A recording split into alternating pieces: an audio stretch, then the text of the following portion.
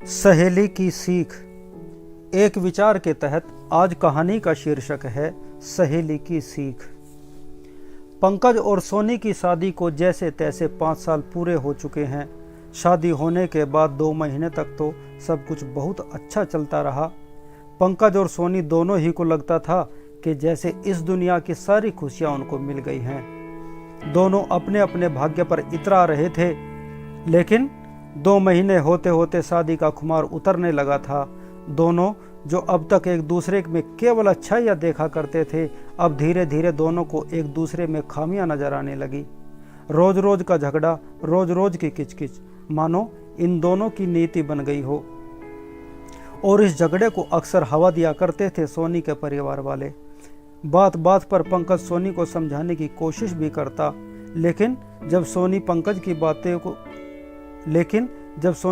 की बातों को न समझती और जानबूझकर नज़रअंदाज कर देती थी, तो पंकज सोनी के माता पिता से इसके लिए शिकायत भी करता। पंकज के सामने तो सोनी के माता पिता सोनी को समझाते भी और डांटते भी थे, लेकिन बाद में सोनी को यह भी बोलते थे कि थोड़ा खींच कर रख, ससुराल में ज़्यादा दबकर रहना भी अच्छा नहीं होता। सोनी और पंकज के बीच जब झगड़ा ज़्यादा बढ़ जाता और पंकज का मन अपने घर आने का नहीं करता, तो वह अपने घर आने की बजाय अपनी ससुराल में ही चला जाया करता था। पंकज तो अपनी ससुराल इसलिए जाया करता था ताकि उसके सास ससुर उसकी परेशानी समझे और सोनी को हिदायत दें और उसे समझाएं, लेकिन होता तो ठीक इसका उल्टा था। सोनी की माँ और सोनी आपस में हर रोज फोन पर घंटों बातें किया करती थी। सोनी हर काम में अपनी माँ की सलाह लेती थी, जिसके लिए पंकज ने सोनी को कई बार रोका भी, लेकिन सोनी एक भी सुनने को तैयार नहीं थी।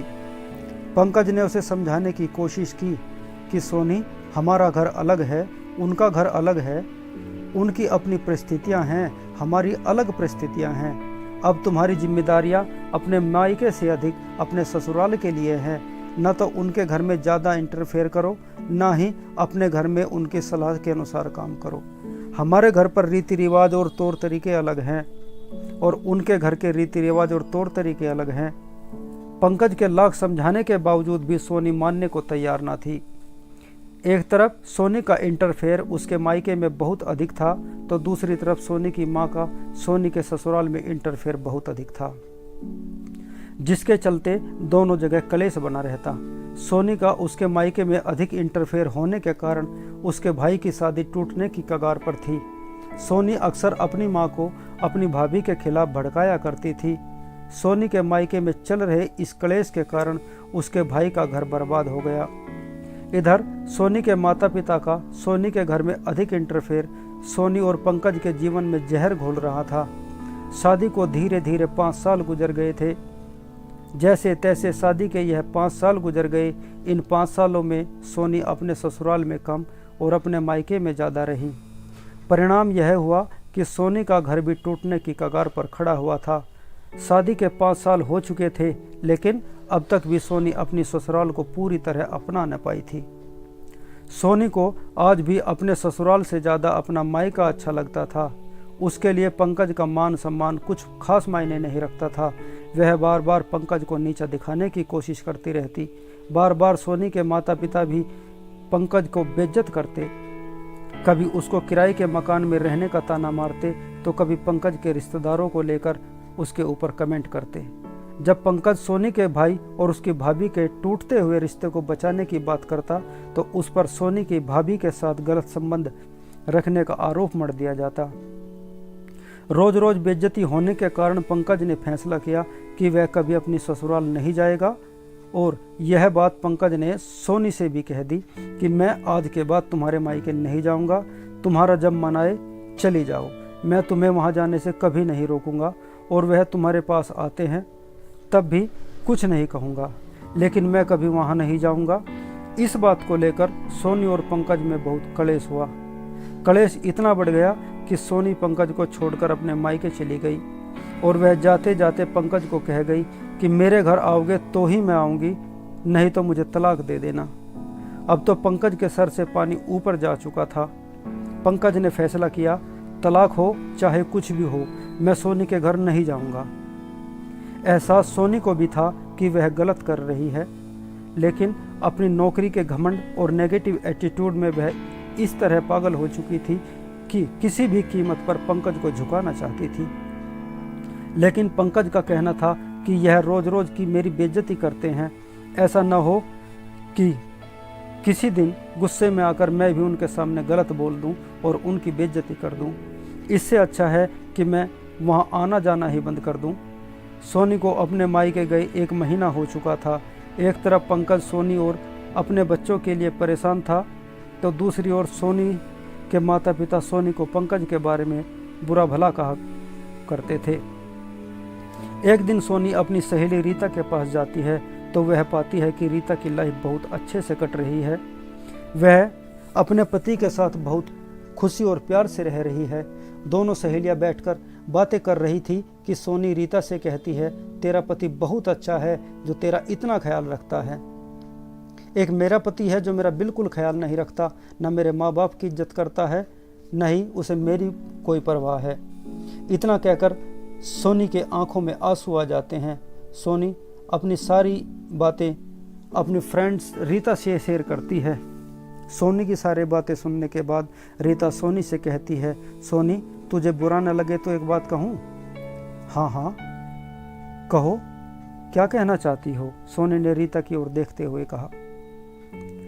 रीता सोनी को समझाते हुए कहती है, देख सोनी, कई बार क्या होता है कि हम अपनी ईगो में वह नहीं देख पाते जो हमें देखना चाहिए। कहना क्या चाहती हो? सोनी ने रीता की ओर देखकर अनमने स्वभाव से पूछा।